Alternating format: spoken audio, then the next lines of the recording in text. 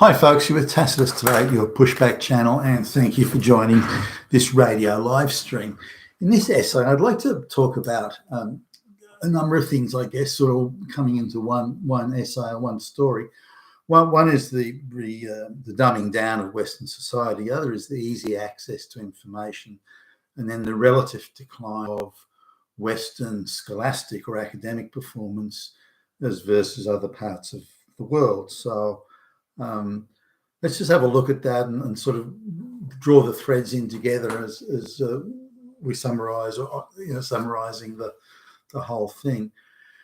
Now, I'm old enough to remember the pre sort of internet days. Now, part of the education system, certainly when I was a kid, that you had to learn some basics. You had to learn things like your alphabet, the times table, and various other sort of building blocks of education. That know that off by heart, then you can do a lot of things thereafter. And the way the education system sort of worked is you had, back in those days at least, it was quite brutish, having it sort of beaten into you almost. But you had to learn the basic building blocks.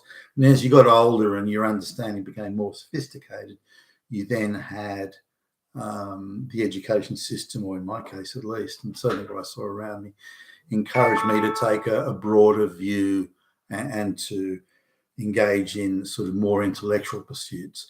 But you had to memorize a certain amount of facts. You didn't have easy access to facts.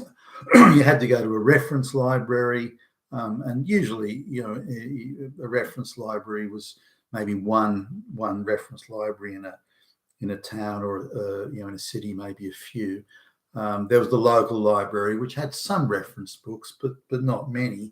So that would do in probably the majority of cases. But if you want to hit the books in a serious way, you had to go to one of the major libraries. And say in a decent sized city like Sydney, there may only have been 2 or 3 at the time. So I think there's not even that many now. So you had to, because it was so hard to get information, you had to memorize a lot, which meant your mind was being constantly exercised, a bit like, the muscles of the mind, or that sort of thing. You were just doing a lot of exercise, memorizing vast tracts of information, not all of which you would need every day, but it was there. And if somebody, things like even things like memorizing large tracts of poetry. I remember that, I think it was last year of primary school, we were required to memorize a number of poems, and you had to stand up in front of the class and recite the whole thing. You got punished for not remembering it, or not being able to do it, or even slipping up and having to now think, now what was the next word there? To indicate how much it's stuck, I can recite those poems now verbatim. So it must have sunk in. but anyway, there was this need to do the same. So if you wanted information, you didn't have easy access. You had to memorize vast tracts, whether it be arithmetic or passages from poetry, as I mentioned, novels or Shakespeare or whatever.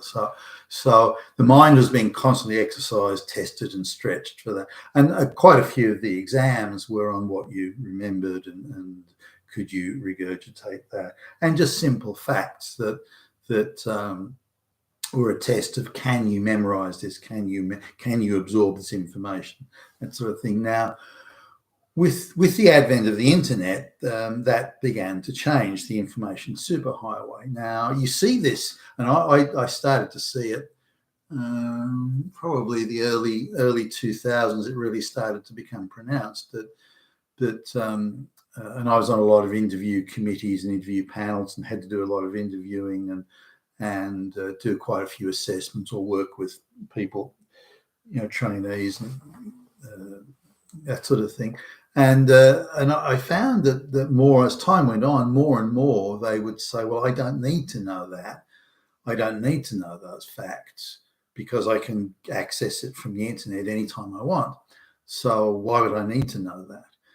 Now, and knowing and understanding and comprehending information is a very important part of applying it usefully, understanding the nuances of that information and how, when, and where it's to be applied, as opposed to just some sort of dogmatic approach. Now, what I noticed in the candidates, particularly the minorities and the women, particularly the girls or the young women, were, if there was some sort of an acceptance test, or do you know what you're doing? Do you understand these issues? Do you understand in engineering as an example, do you understand the volumetric calculations? That sort of stuff. And I found that the particularly the white boys, but also say Japanese, whatever, they all knew it, and they knew how to do it and where it applied, and they'd memorized all that. But the girls didn't. The girls were very much, well, I don't need to know that. I can get that information anytime I want. So what I do need to know about, say the minority candidates, is what this company's attitude to black lesbians is. No, you hear about an engineering job. But this is the moral question's important. Don't ask me about engineering. And so I'd get responses like, have you memorized this, or do you understand that? And then I'd get this sort of feeble answers like, I can't even remember yesterday, so I don't know why you're asking me that question. And what's it got to do with anything anyway? Because I can get that information from the internet. So ask me another question about, how many street marches I attended during my work with an NGO. And this is for an engineering job. So, so this is very much how the education changed. Now, what I noticed is, and I've spoken to a number of teachers who I know about this, senior high school maths teachers and that sort of thing, and they point out that when they get students from other countries, it could be Korea or Japan or wherever, and these students come in and they're at the same sort of year, they're the right age for that class, and they come and say, hey, we've done this already.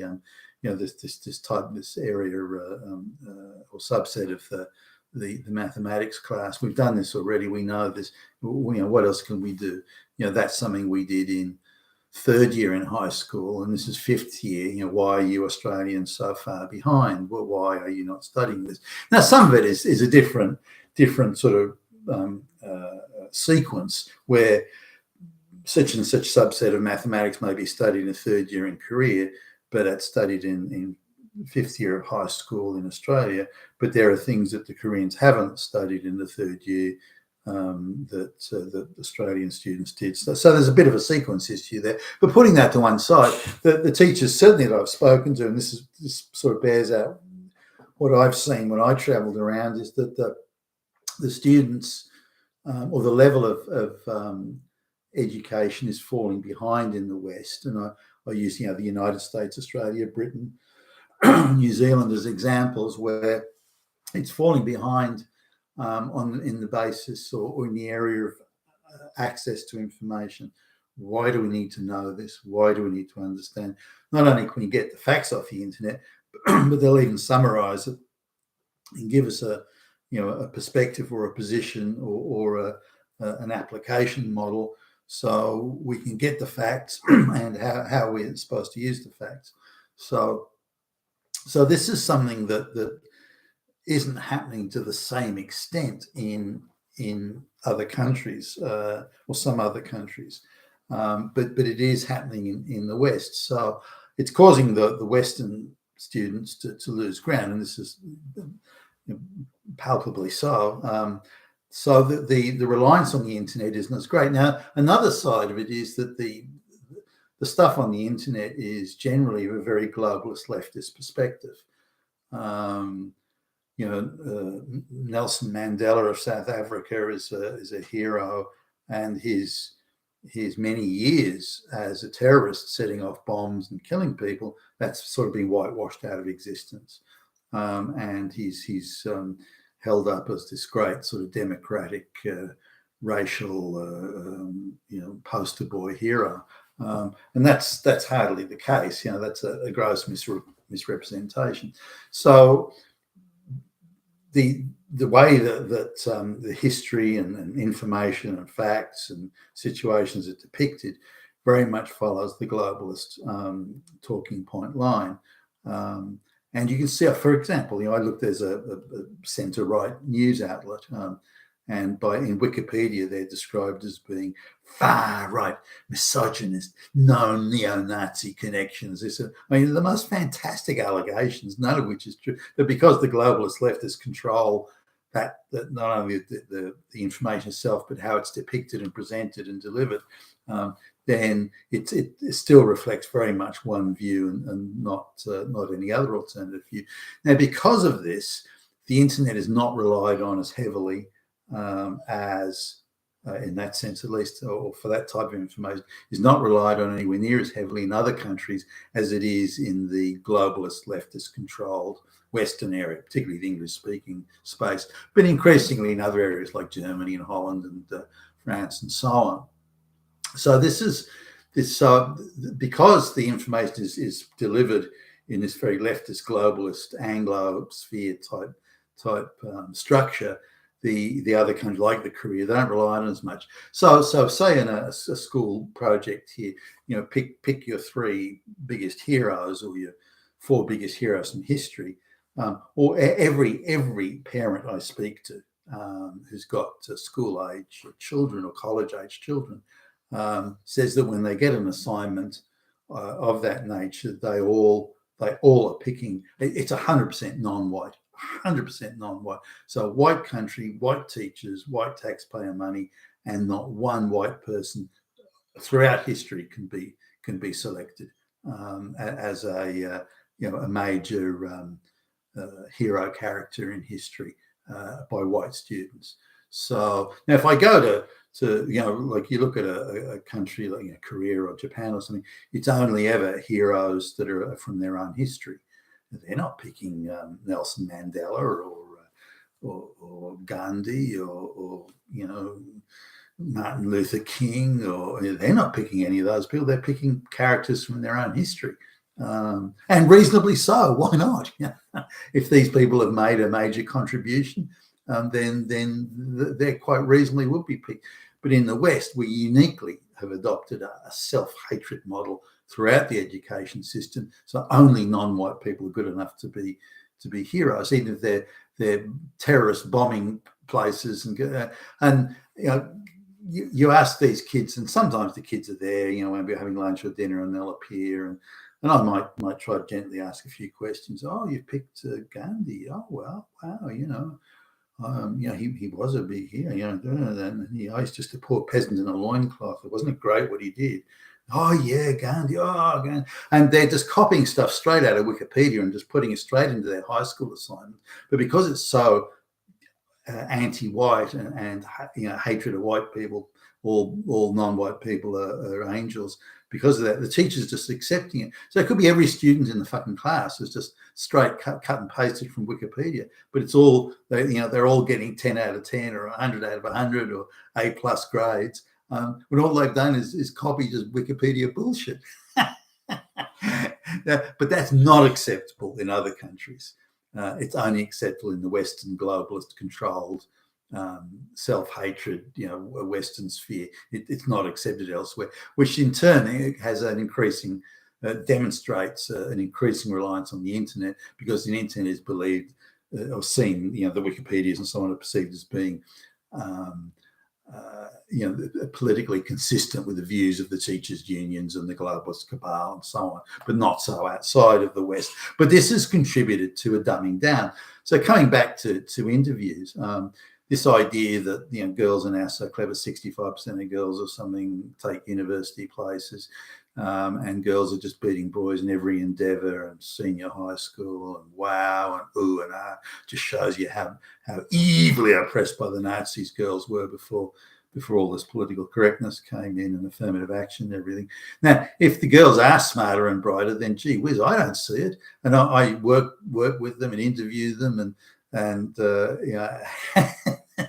and see them in training programs. Now if they are smart, they got more attitude, they're snottier, they're quick to claim that there's misogynists everywhere, which has people tiptoeing around them. But But in terms of are they sort of brighter students? Not at all. I'm just not seeing it, and I'm happily will concede it, but I'm just not seeing it at all. So if all these genius young women are running around with their triple PhDs, then again it's not coming across. If they are smarter, brighter, and more capable, then it's the most exquisitely hidden capability that ever. And so that's not so. But is the West being done now? I think so. I think it is, for a number of reasons that I've canvassed here. It's not just direct dumbing down because the information's there. It's all woven into now a political, sociological self-hatred type miasma, and I think all those things are feeding into and increasingly, of course, the non-merit system. Merit is being squeezed out in favour of quotas and affirmative action, and that's also having a big effect. You've been fantastic today, your Pushback channel, and thank you for listening.